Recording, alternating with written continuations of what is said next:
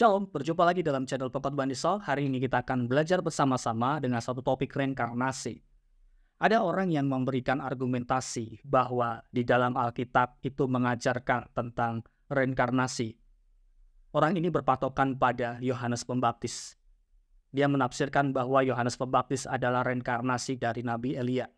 Benarkah Yohanes Pembaptis reinkarnasi dari Nabi Elia? Teman-teman boleh coret-coret di dalam kolom komentar. Sebelum kita masuk dalam topik inti mengenai benarkah Yohanes Pembaptis adalah reinkarnasi dari Nabi Elia, kita akan melihat terlebih dahulu pengertian reinkarnasi secara umum. Apa itu reinkarnasi?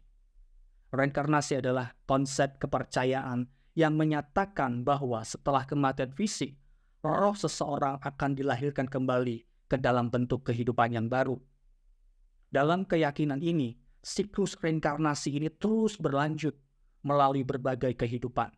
Dan setiap kehidupan baru dapat berada dalam bentuk manusia atau makhluk yang lain, tergantung pada karma atau perbuatan baik dan buruk dari kehidupan sebelumnya. Sebagai sesama manusia, tentunya saya sangat menghargai dan menghormati agama-agama dan kepercayaan yang meyakini adanya reinkarnasi.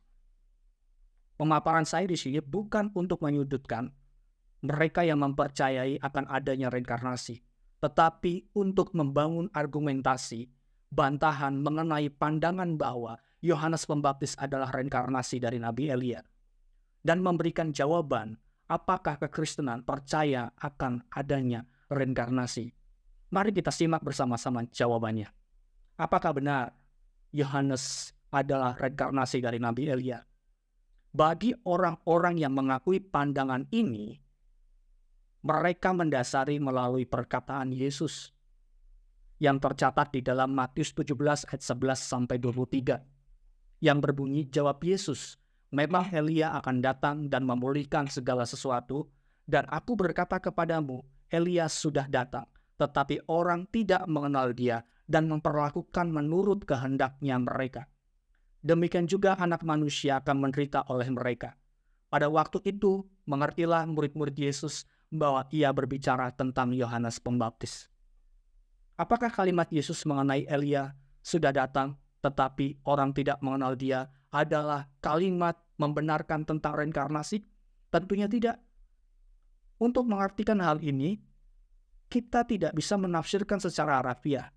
Jika Yohanes betul-betul adalah reinkarnasi dari Elia, kita harus melihat ayat ini dengan diterangi ayat-ayat lainnya.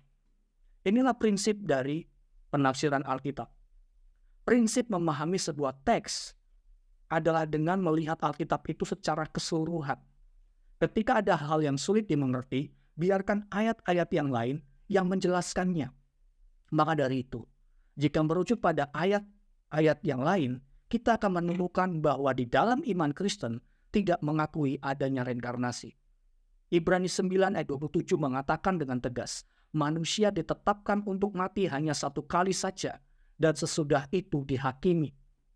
Bahkan di ayat-ayat yang lain pun Yohanes Pembaptis dengan sendirinya mengakui bahwa ia bukanlah Elia. Di dalam Yohanes 1 ayat 21, firman Tuhan katakan, lalu mereka bertanya kepadanya, kalau begitu siapakah engkau? Elia?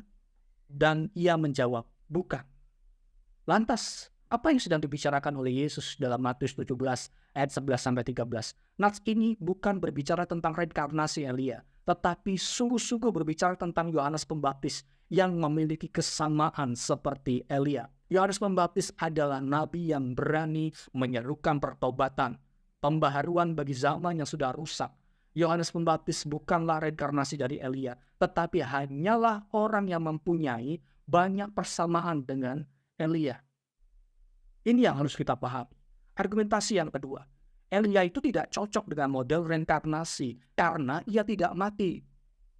Ia dibawa ke surga seperti Henok yang tidak menjumpai kematian.